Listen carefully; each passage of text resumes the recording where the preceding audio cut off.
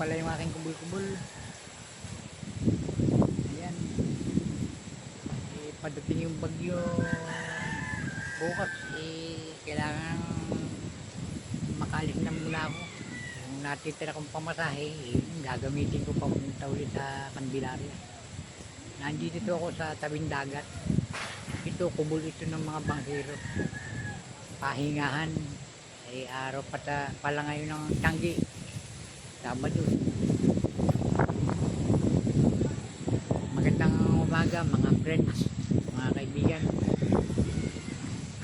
Wala pang tsatsa. Ay hindi ko mabawasan yung aking pamasahe. Mga kapulit.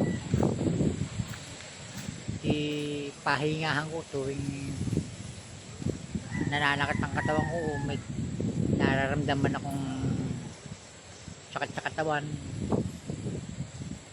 Yun naman bahay kong pinagawa hindi naman nagkaigi. Nasayang lang yung pera ko. Kaya lang maliit na halaga lang naman yun.